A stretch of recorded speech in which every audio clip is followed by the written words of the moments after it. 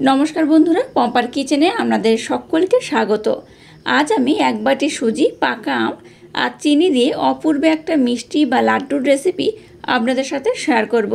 पाका आमे नाना धरनेर रेसिपि आगे आमी आपनादेर साथे शेयर करेछि, आपनाराओ अनेक भालोबासा दिएछेन। ताई आज आमी पाका आमेर जे लाड्डुटा बानाबो आशा करछि आपनादेर भीषण भालो लागबे।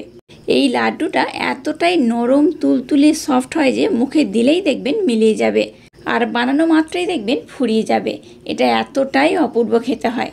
তাহলে চলুন দেরি না করে আজকের এই অপূর্ব স্বাদের লাড্ডুর রেসিপিটা দেখে নেওয়া যাক। আজকে পাকা আম আর সুজি দিয়ে যে লাড্ডুটা বানাবো বা যে মিষ্টিটা বানাবো তার জন্য দেখুন প্রথমে গ্যাসটা জ্বেলে দিয়ে একটা ফ্রাই প্যান বসিয়ে দিয়েছি। এর মধ্যে দিয়ে দেবো এক বাটি লিকুইড দুধ। দুধটাকে আগে থেকে আমি ঘন করে জাল দিয়ে রেখে দিয়েছিলাম। আবারও দুধটাকে একটু আমি গরম করে নেব। এবার এখানে দিয়ে দেবো এই বাটি মাপ করে এক বাটি চিনি, আর দুধ এই বাটি মাপ করে আমি 3 বাটি ব্যবহার করেছি। এবার চিনিটাকে দুধের সাথে একটু ভালোভাবে মেল্ট করে নেব।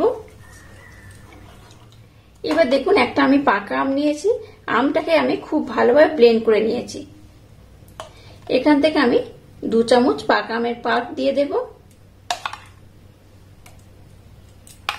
এই 2 চামচের মতো দিয়ে দিলাম।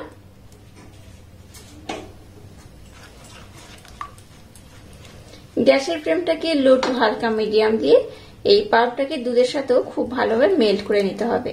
আজকে যে পদ্ধতিতে আজকের আমি মিষ্টি বা লাড্ডুটা বানাচ্ছি আমার মতো একবার হলেও ট্রাই করবেন, আশা করছি আপনাদের ভীষণ ভালো লাগবে। দেখুন দুধের সাথে পাকা আমের পাল্পটাকে একটু ভালোভাবে আমি ফুটিয়ে নিয়েছি। এবার যে বাটি মাপ করে দুধ নিয়েছি সেই বাটি মাপ করে এখানে আমি দিয়ে দেব সুজি। এক বাটি সুজি আমি অ্যাড করব।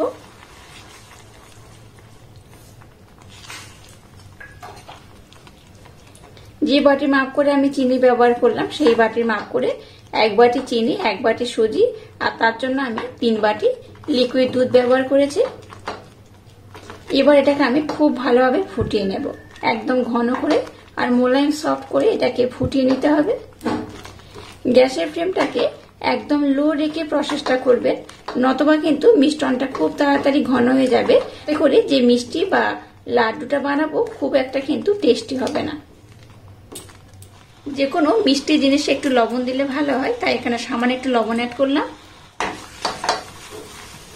আবার সমস্ত উপকরণ একটু ভালোভাবে নাড়াচাড়া করে নেব। একদম সহজ পদ্ধতিতে বানানো এই লাড্ডু বা মিষ্টিটা আমার মতো একবার হলেও ট্রাই করবেন, আশা করছি আপনাদের ভীষণ ভালো লাগবে। আর খুব সহজ পদ্ধতিতে বানানো এই মিষ্টিটা যাকে বানিয়ে খাওয়াবেন সেই কিন্তু আপনাকে ভীষণ প্রশংসা করবে। এটা দেখতে নরমাল মিষ্টি কিন্তু খেতে হয় অসাধারণ। এখানে আমি আরো একটা উপকরণ অ্যাড করব, তবে একটু পরে। এটাকে আমি আর একটু ঘন করে নেব। যেমন করে আমরা রুটি বানানোর জন্য বা লুচি বানানোর জন্য ডো বানাই, এটাকে কিন্তু সেইভাবে একটু ডো করে বানিয়ে নিতে হবে।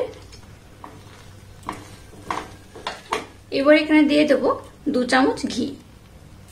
ঘিটা অবশ্যই ব্যবহার করবেন, তাতে করে মিষ্টির স্বাদটা দ্বিগুণ পাল্টে যাবে।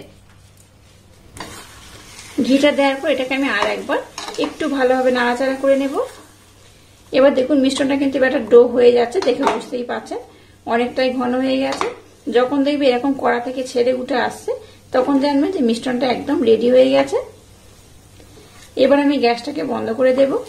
গ্যাসটাকে বন্ধ করে দিয়ে মিশ্রণটাকে একটু ভালোভাবে ঠান্ডা করে নেব, তারপর আমি নেক্সট স্টেপ আপনাদের সাথে শেয়ার করব। মিশ্রণটাকে একটা পাত্রের মধ্যে ঢেলে আমি কিন্তু একটু ঠান্ডা করে নিয়েছি।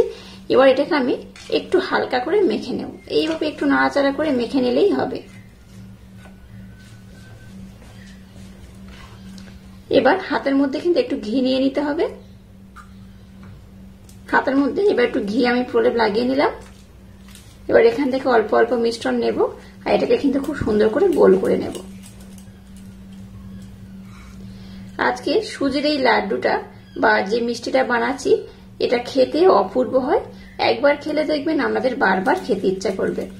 এইভাবে এটাকে আমি গোল করে নেব।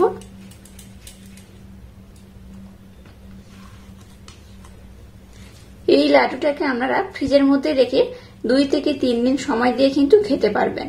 তো এটাকে আমি খুব সুন্দর করে দেখুন বানিয়ে নিচ্ছি। আর প্রত্যেকটা কিন্তু এরকম একদম গোল গোল করে বানিয়ে নিতে হবে।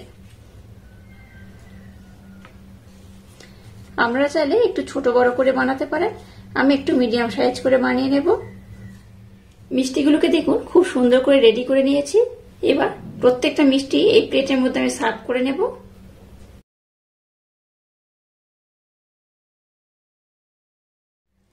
আজকে দেখুন সুজির লাড্ডুগুলো বা সুজির মিষ্টিগুলোকে আমি খুব সুন্দর করে রেডি করে নিয়েছি। আর কত অপূর্ব দেখতে হয়েছে দেখুন। আচ্ছা, এটার মধ্যে কিন্তু আপনারা যে নারকেলের পাউডার পাওয়া যায় সেই পাউডার কিন্তু একটু ছড়িয়ে দিতে পারেন, কিংবা গুঁড়ো দুধ কিংবা গুঁড়ো চিনিও কিন্তু এখানে ব্যবহার করতে পারেন। দিলে দেখতেও ভালো লাগবে, খেতেও খুব সুন্দর লাগবে। এটা এমনিতেই খুবই টেস্টি। এটা কত সুন্দর হয়েছে দেখুন। এইভাবে একবার হলো ট্রাই করবেন, আশা করছি আপনাদের ভীষণ ভালো লাগবে। আর এই মিষ্টিগুলো কিন্তু খুবই টেস্টি হয়, খুবই নরম হয়, খুবই তুলতুলে হয়। একবার হলো বানিয়ে দেখবেন, অসাধারণ খেতে লাগে।